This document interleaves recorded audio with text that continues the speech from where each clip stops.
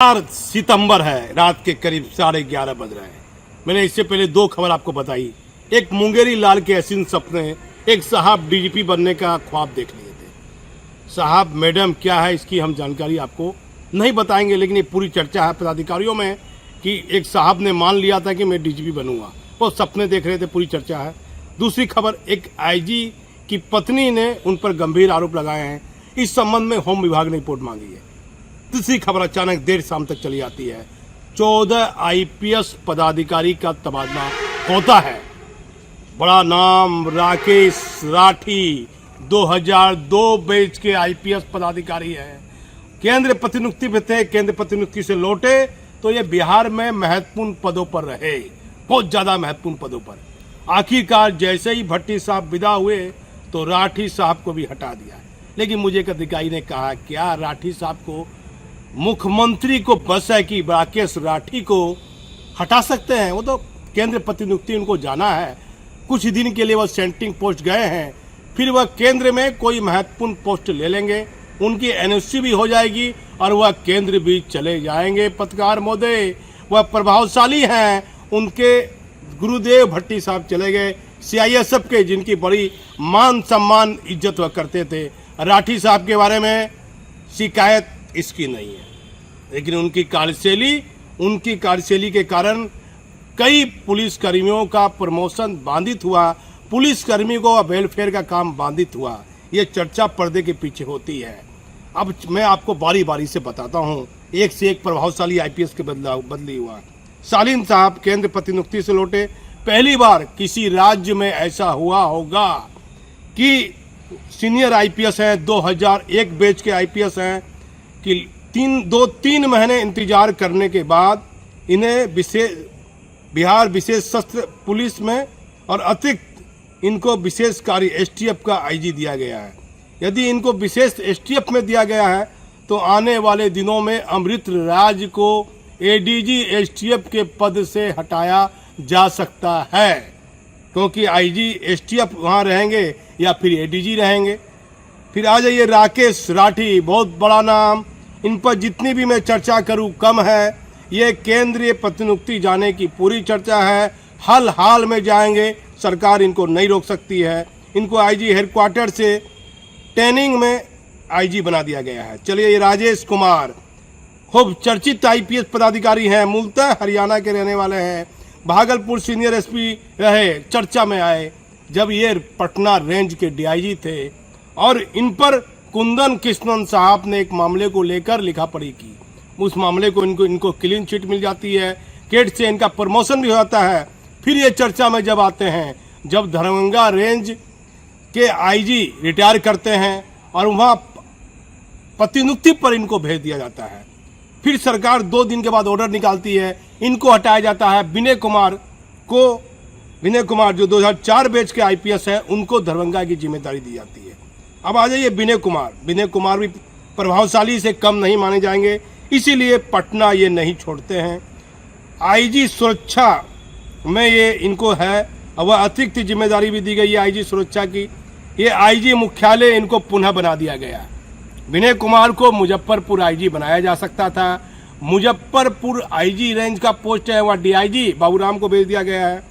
तो आप आ जाइए शिवदीप लांडे साहब, बड़ा नाम है, बढ़िया पोस्टिंग थी मुजफ्फरपुर, वहाँ क्राइम वाला क्षेत्र है, लेकिन इनको मुजफ्फरपुर से हटाकर आईजी पूर्णिया बना दिया गया। 2006 बैच के आईपीएस हैं ये। पंकज राज लंबे समय से सेंट्रिंग में थे, इनको पुलिस अधीक्षक सह सहायक निगरानी नागरिक सुरक्षा में दे दिया गया है। विकास कुमार प्रभावशाली है, प्रमोटी आईपीएस पदाधिकारी हैं और मुख्यमंत्री के निजी प्रधान सचिव, जो चर्चा है, माननीय मुख्यमंत्री के निजी प्रधान सचिव दीपक बाबू से इनका नज़दीकी ताल्लुकात है, मेहरबानी है जो चर्चा है, और इनको बेगूसराय का डीआईजी बनाया गया है। अब चले आइए, बाबूराम साहब काफ़ी चर्चा में रहे, भागलपुर सीनियर एसपी रहे, फिर इनको बेगूसराय डीआईजी बना दिया गया। फिर बेगूसराय से अब देखिए जहां आईजी की पोस्टिंग है वहां बाबूराम को भेज दिया। बाबूराम साहब भी किसी से कम नहीं है भाई, प्रभावशाली, इनको आप मानिए। जो पोस्ट आईजी का है वहाँ डीआईजी चले गए।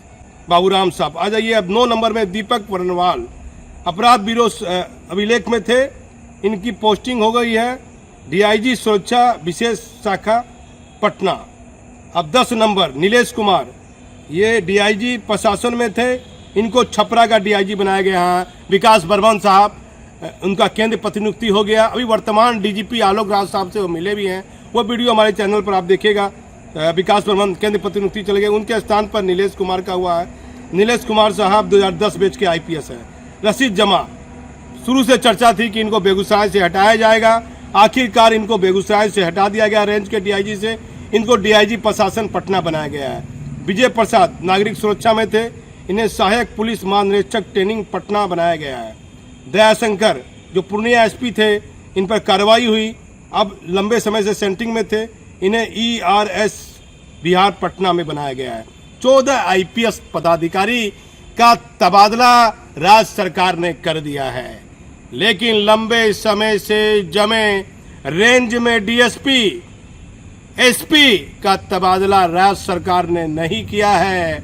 सवाल उठेगा माननीय मुख्यमंत्री जी, मुजफ्फरपुर अपराध के मामले में बिहार में सबसे बड़ा रेंज माना जाता है, वहाँ आईजी की पोस्टिंग शुरू से राज्य सरकार की अधिसूचना है, आपकी अधिसूचना है।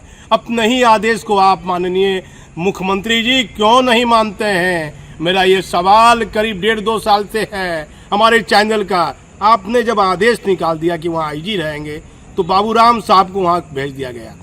आपके पास आईजी की कमी नहीं है, एक से एक आईजी शालीन साहब आए थे, विनय बाबू थे, एक से एक आईजी पुलिस हेडक्वार्टर में है। लेकिन मुजफ्फरपुर में यदि कोई बड़ी घटना घटती है तो फिर हमारा चैनल ये सवाल उठाएगा। लेकिन एक बड़ी खबर हमारे पास में है, एक महत्वपूर्ण खबर है। राज्य सरकार के एक बड़े पदाधिकारी ने एक मामले में जांच के ऑर्डर दे दिए हैं। वीडियो लंबी हो जाएगी, इसीलिए ये समाचार आपको दूसरे वीडियो में हम बताएंगे। बिहार में 1 दर्जन से भी अधिक आईपीएस पदाधिकारी का तबादला हुआ है। डीएसपी और एसपी अभी भी जिले में बने हुए हैं, राज्य सरकार ने उनको नहीं बदला है। मैं भागलपुर से दीपक नौरंगी। बिहार की मुखिया नीतीश सरकार ने बुधवार शाम 14 आईपीएस अफसरों का तबादला तो कर दिया, लेकिन कहीं गंभीर सवाल उठ रहे हैं। किसी राज्य में पहली बार हुआ होगा, किसी आईपीएस पदाधिकारी को केंद्रीय प्रतिनियुक्ति से लौटने के बाद 3 महीने तक अपनी पोस्टिंग का इंतजार करना पड़ा। उसके बाद जाकर उनकी पोस्टिंग हुई है। उन्हें विशेष सशस्त्र पुलिस आईजी के पद के अलावा भी अतिरिक्त एसटीएफ आईजी के पद की जिम्मेदारी दी गई है। इन सवालों का जवाब कौन देगा? मुख्यमंत्री जी कृपया ध्यान दीजिए। इनमें आईजी, डीआईजी और एसपी रैंक के अधिकारी हैं। गृह विभाग की तरफ से जारी अधिसूचना में एक प्रमंडल में आईजी को स्थानांतरित कर उक्त जगह पर एक रेंज में जूनियर अफसर डीआईजी की पोस्टिंग की गई है। हुआ वे रेंज मुजफ्फरपुर है, जहां अपराध का ग्राफ और भूमाफिया का प्रभाव देखा जाता है। वे डीआईजी की पोस्टिंग मुख्यमंत्री जी कितनी उचित है?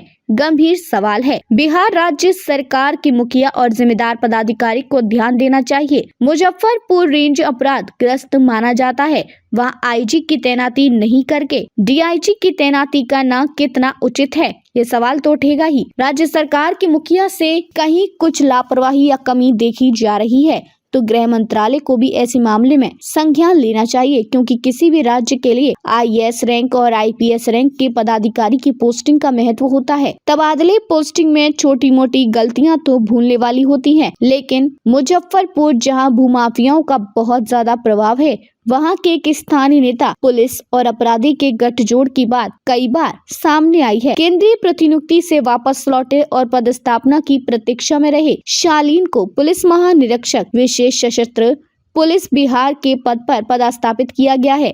इसके अलावा एसटीएफ के आईजी का भी अतिरिक्त प्रभार दिया गया है। क्या आने वाले भविष्य में 1998 बैच के आईपीएस अमृत राज का एडीजी पद से दूसरी जगह स्थानांतरित किया जाएगा? पुलिस महानिरीक्षक मुख्यालय राकेश राठी को पुलिस महानिरीक्षक प्रशिक्षण के पद पर भेजा गया है। यह चर्चा है कि 2002 बैच के आईपीएस राकेश राठी साहब हर हाल में केंद्रीय प्रतिनियुक्ति पर जाएंगे, इसलिए उनको ट्रेनिंग में आईजी के पद पर दे दिया गया है। राकेश राठी का प्रभाव पूर्व डीजीपी भट्टी साहब के कार्यकाल में बड़ा प्रभावशाली माना जाता था। पुलिस महानिरीक्षक प्रशिक्षण राजेश कुमार को आईजी मिथिला क्षेत्र बनाया गया है। इससे पहले भी पूर्व डीजीपी ने राजेश कुमार को दरभंगा रेंज की अतिरिक्त जिम्मेदारी दी थी। बाद में काफी हल्ला हुआ तो सरकार ने उनको वापस बुला लिया था। इस पर भी सवाल उठ रहा है। पुलिस महानिरीक्षक सुरक्षा विनय कुमार को पुलिस महानिरीक्षक मुख्यालय के पद पर पदस्थापित किया गया है। मुख्यमंत्री जी इस पर तो कई सवाल उठाएंगे, क्योंकि इससे पहले भी आईजी विनय कुमार मुख्यालय में आईजी मुख्यालय के पद पर थे। उनके स्थान पर पटना रेंज के आईजी राकेश राठी साहब को लाया गया था। उन्हें सुरक्षा की जिम्मेदारी दी गई थी। क्या आईजी मुख्यालय के लिए शालीन साहब को भी तो जिम्मेदारी दी जा सकती थी, या किसी अन्य आईजी को भी जिम्मेदारी दी जा सकती थी। विनय कुमार भी तेज तर्रार आईपीएस है, उनको किसी रेंज का आईजी बनाया जा सकता था। शिवदीप लांजे को पूर्णिया क्षेत्र का आईजी बनाया गया है। सरकार का यह निर्णय ठीक है। पूर्णिया में आईजी की पोस्टिंग जरूरी थी। पदस्थापना की प्रतीक्षा में रहे पंकज कुमार राज को पुलिस अधीक्षक से सहायक निदेशक नागरिक सुरक्षा के पद पर पदस्थापित किया गया है। डीआईजी विकास कुमार को पुलिस उप महानिरीक्षक बेगूसराय के पद पर पदस्थापित किया गया है। विकास कुमार को इतनी जल्दी पूर्णिया रेंज से क्यों हटाया गया? वे पूर्णिया रेंज आईजी का पद था, वहां सरकार ने डीआईजी की पोस्टिंग की थी, तो सवाल उठ रहा था। दरभंगा की डीआईजी बाबूराम को तिरहुत क्षेत्र का डीआईजी बनाया गया है। पहले भी दरभंगा रेंज में आईजी की पोस्टिंग थी, वहां डीआईजी की पोस्टिंग हुई थी, उस पर भी सवाल उठ रहा था। पुलिस उप महानिरीक्षक दीपक बरणवाल को डीआईजी विशेष शाखा, डीआईजी प्रशासन नीलेश कुमार को पुलिस उप महानिरीक्षक सारण क्षेत्र, पुलिस उप महानिरीक्षक सुरक्षा अभय कुमार लाल को डीआईजी अपराध अभिलेख ब्यूरो रशीद जमा को बेगूसराय डीआईजी से हटाकर पुलिस उप महानिरीक्षक प्रशासन के पद पर पदस्थापित किया गया है। विजय प्रसाद सहायक निदेशक नागरिक सुरक्षा को सहायक पुलिस महानिरीक्षक प्रशिक्षण के पद पर पदस्थापित किया गया है। वहीं निलंबन मुक्त होने के बाद पदस्थापना की प्रतीक्षा में रहे पुलिस अधीक्षक दयाशंकर को ईआरएसएस में एसपी के पद पर पदस्थापित किया गया है। वही सवाल हमारा चैनल उठाता है जो धरातल से जुड़े हुए सवाल हैं, और जो उचित सवाल है उसी को हमारे चैनल ने उठाया है। किसी विशेष निजी तौर पर किसी पदाधिकारी को हम टारगेट करके खबर नहीं बनाते हैं। बहुत समीक्षा करने के बाद, बहुत पदाधिकारी से बात करने के बाद जो बातें, जो सवाल उठ रहे थे वह हम बताने की कोशिश किए हैं। हमारा कार्य नहीं है कि हम सरकार के कार्य को खुद करें, लेकिन मीडिया का काम है। यदि सवाल उठ रहा है तो उसे उठाना चाहिए, नहीं तो चौथा स्तंभ भी इन दिनों सवालों के घेरे में रहता है। लेकिन हमारी कोशिश रहती है कि हम आपको सच पर आधारित खबर दिखाएं। किसी से विशेष प्रभावित होकर हम किसी का नुकसान या फायदे वाली खबर नहीं दिखाते। जो लगा है ये होना चाहिए वही सवाल हम उठाते हैं। सरकार और केंद्रीय जांच एजेंसी का ध्यान ऐसे सवालों पर कितना जाएगा यह कहना कठिन होगा। आगे भी और महत्वपूर्ण और ताजा जानकारी हम आपको देंगे। आप हमारे चैनल पर बने रहिए।